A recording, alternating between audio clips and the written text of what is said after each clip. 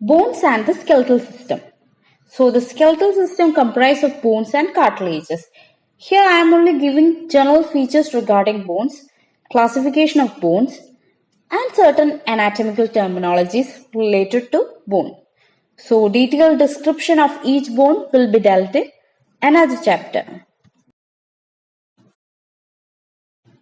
Bone or the osseous tissue.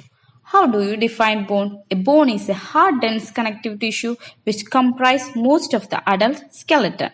So, a bone is a hard, dense connective tissue which comprises most of adult skeleton.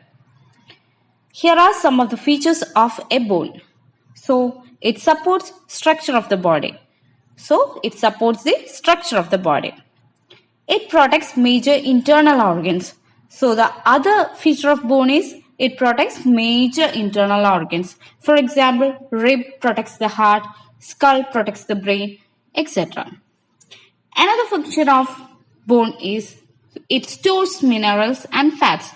So another function of bone is it stores minerals and fats. So what is a bone? A bone is a hard, dense connective tissue which comprises most of adult skeleton. It supports the structures of the body. It helps in the protection of internal organs. For example, rib protects the heart, skull protects the brain, etc. And it also stores minerals and fats. Another important function of bone is hematopoiesis. So what is hematopoiesis? It is the production of blood cells. So blood cells are produced in bone marrow. So bone marrows are of two types. One is yellow marrow and another one is red marrow. So yellow marrow consists of adipose tissues, whereas red marrow is responsible for the production of blood cells. So hematopoiesis is the another important function of bone. Another function of bone is movement. It helps in the movement of the body. Classification of bones. So we all know that there are 206 bones in our body. They are of different shapes.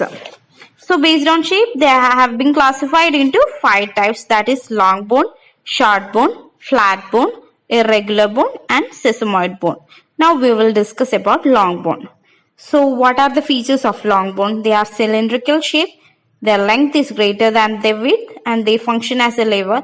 That is, their movement is only as a result of muscle contraction. And example for long bones are humerus, radius, ulna, femur, tibia, fibula, etc.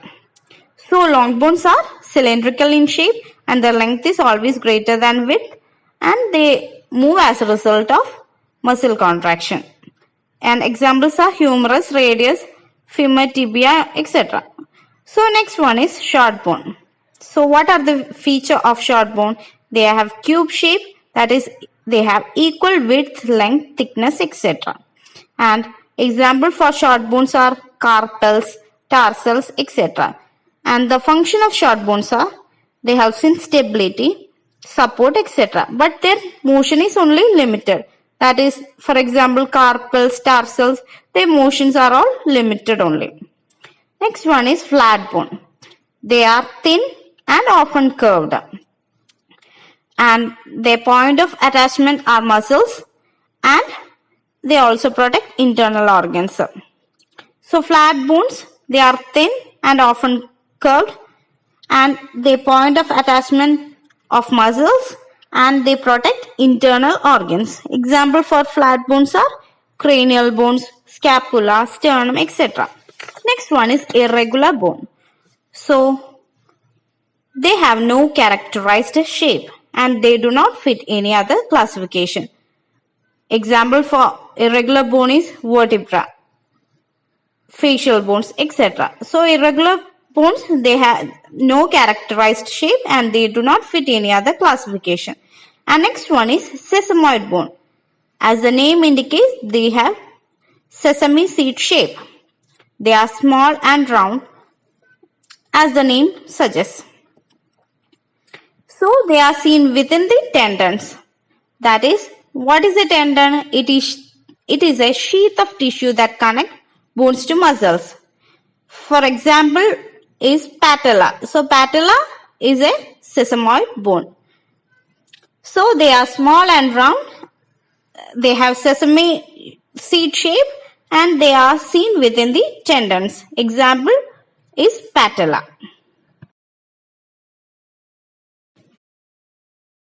So next we will discuss the structure of a long bone. That is, in this figure you can see a long bone, and with this figure I will describe the features of a long bone.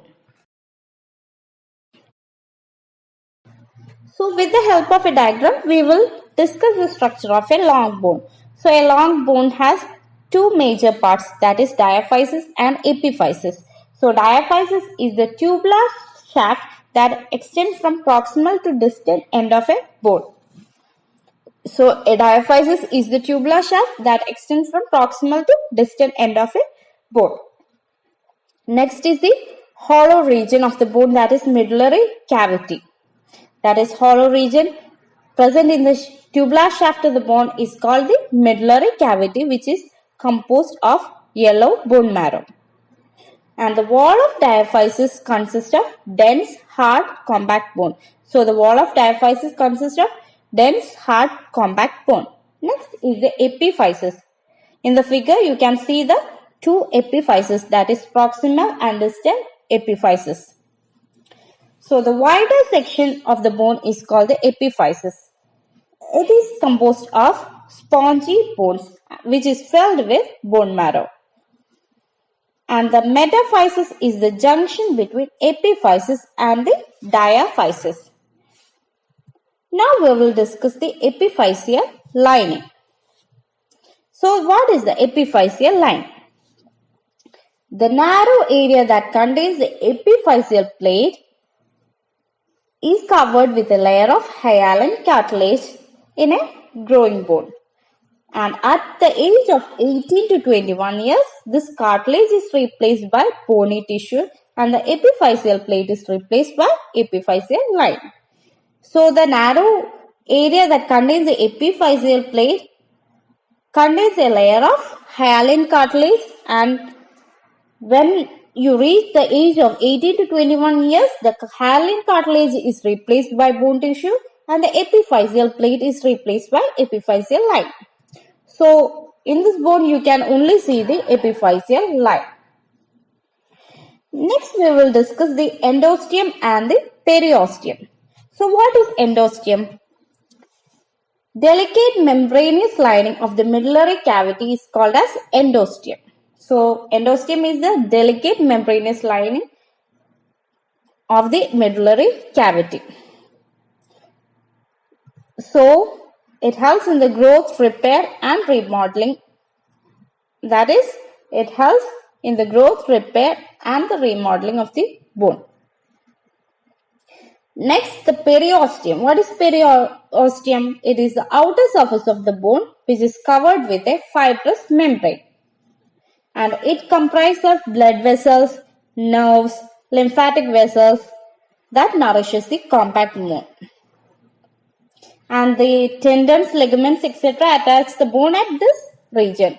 So what is periosteum? Periosteum, it is the outer surface of the bone which comprises of blood vessels, nerves, lymphatic vessels that nourish the compact bone, and tendons, ligaments, etc. attach the bone at the periosteum.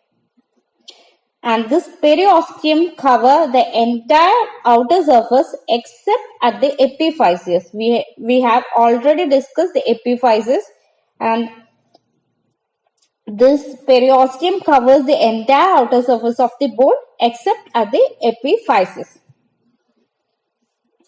So epiphysis is covered with thin layer of cartilage which reduce friction and acts as a shock absorber. And epiphysis is covered with articular cartilage.